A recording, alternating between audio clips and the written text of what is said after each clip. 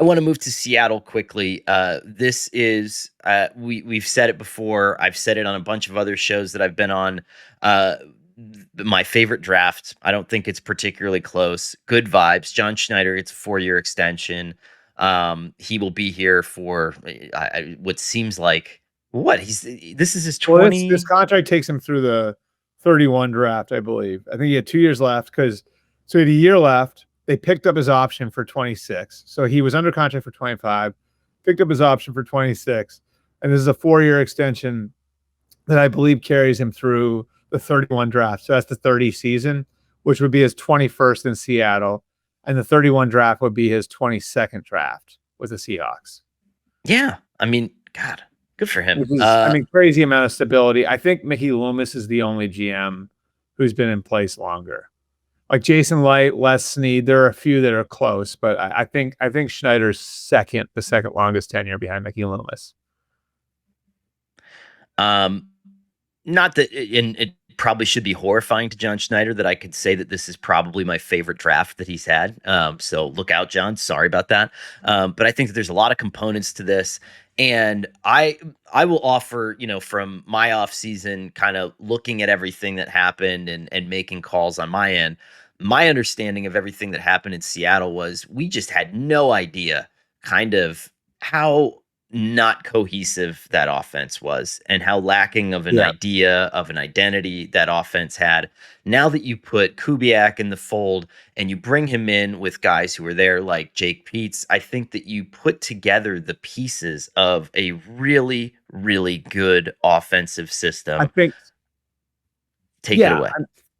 Sorry. Now no. This has been a bad episode for us interrupting each other. Maybe it's because we're both away from our home studios. I'm just excited. Yeah. I am impressed that, like you said, you're your in-laws. Is that right? Yeah.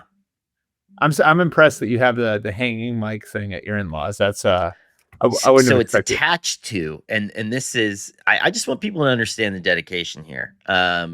This is attached to an end table in a guest bedroom. And there's not a surface that's wide enough to clip the entire microphone in. And so I had to open up the drawer, and it's actually inside the drawer of the end table. And then I close the drawer of the end table. So I am like hanging on right now for dear life on this one. But it's better than holding the mic, because if you hold the mic, it goes out. So it needs to be here. So I think the Ryan Grubb thing, a lot of it was way too much drop back passing. I know Gino got frustrated with that last year, and that like it kind of turned him into a sitting duck. There was no marriage between the run game and the pass game. There wasn't enough detail in the run game. And so the Seahawks became too easy to defend. And there were a lot of people in that building that were very frustrated with the direction of the offense, how they didn't seem to have answers for a lot of what defenses were throwing at them. And they still won 10 games. Yeah. And they still won 10 games. So like they're sort of one of these sneaky teams where you look at them, and I we talked about the Colts this way, like things you don't realize until you kind of like really wrap your head around them. With the Colts, it was like they had 29 turnovers, which was third worst in the league. They were 29th in total defense, and they still won 8 games. Well, with the Seahawks, it's like you had all these systemic problems on offense, and they still won 10 games. And so, I sort of view them similar to the Packers, and that like I think the Packers have all of these players that they've drafted well, they've got good balance on their roster. There's a lot of good solid players there.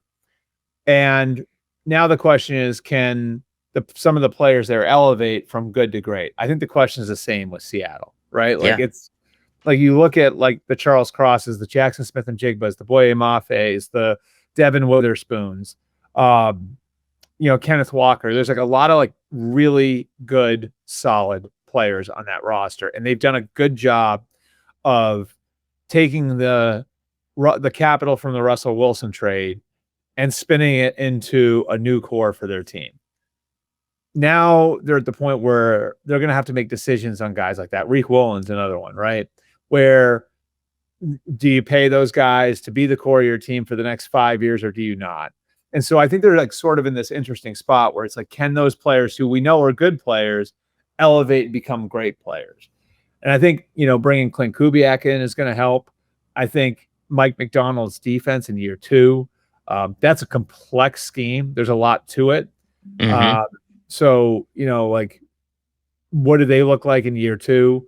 I think there's like I'm intrigued with them. Like I just think I don't think there's like if they can get their offensive line figured out outside of Charles Cross is great. I think Gray Zabel will be the left guard.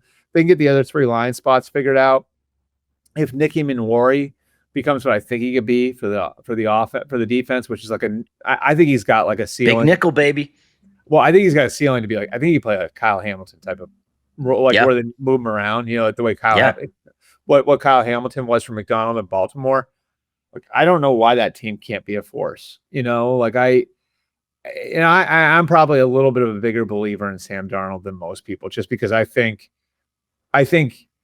he's one of these guys who, like, he's scarred, but I think he benefited from going through all of that, and I think he's now with a coach in Clint Kubiak who really knows how to use him.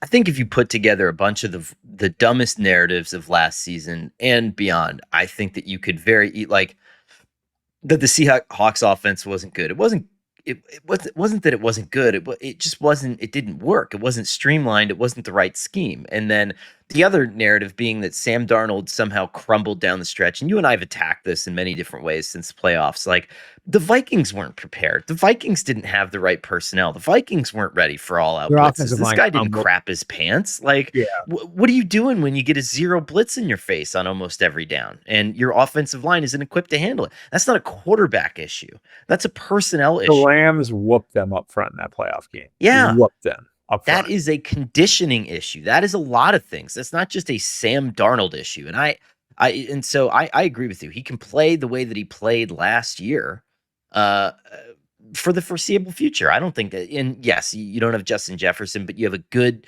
receiving core in Seattle. You could say it's a question mark, but you're going to have a better running game than you would have in Minnesota. And I think that stuff tends to balance itself out.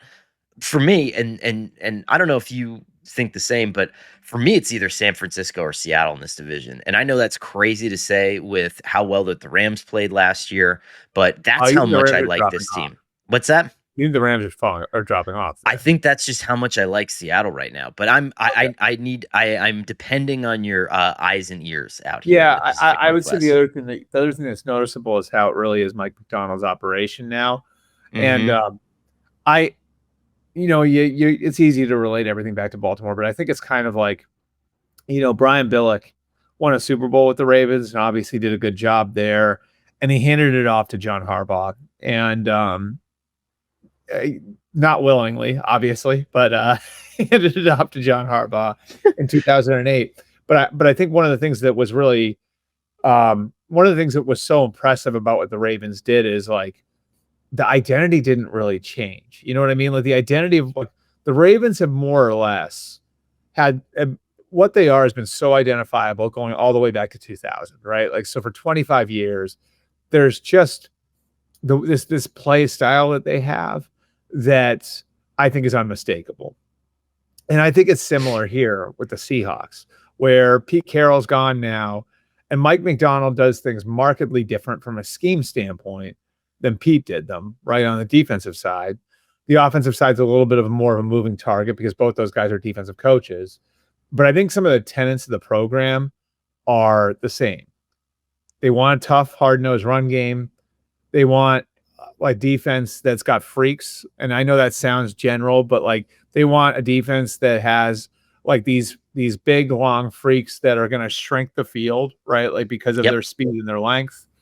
So I think there's like an identifiable thing that carries over from Carroll to Macdonald. And I think now it's becoming more Macdonald's operation, but like the bones of what Pete wanted, the practices look way different than they did before. They had what the day I was there, they had what they call an ACT practice, which is basically a 2-hour walkthrough. It's alignment communication technique. So there are definitely differences, but some of the bones of the program are the same. And so it's sort of like that Billick to Harbaugh handoff that I think you're seeing, where now I think Macdonald is able to put his stamp on it a little bit more. But even like, one of the things that I noticed, like I was I had one last meeting before I was leaving yesterday, and the team auditorium, the team meeting room is right next to the media room. And Connor, when I tell you like the music was playing loud in there, right? I mean, it was the walls were shaking in the media room, right? I love that. And in the team meeting room, what was going on in the team meeting room was they were having these competitions. They were chipping wiffle balls into nets. And Training I camp mean, rules. it's a funny little anecdote, but that to me is sort of like the basketball hoop that Carroll Yeah. would have in the team meeting Yeah. room, right? Yeah. So, like, I think one of the things that's impressive about what Schneider's done and what the Seahawks did in hiring this new coach is like, okay, like we need to turn the page. We love Pete. Pete's name's gonna be up in this, in the Ring of Honor and all of that. Like, and he's a Seahawk legend. Now we're going to find a new coach. How can we find a new coach who is who's going to give us enough change, but like not shake the foundation that's built here to the point where, like, we're just hitting reset because we don't need to do that. So I think it's become Macdonald's operation in a lot of different ways. And I think bringing in new guys like DeMarcus Lawrence and Sam Darnold, maybe flushing out some of the old guys like Gino and DK are great, Right. but they were really Pete guys. You know what I Mhm. mean? Like dyed in the wool Pete guys. I think it's become Mike's operation, and that's with respect to what Pete built there, and a lot of that of what Pete built there is still reflected in the way that place kind of feels.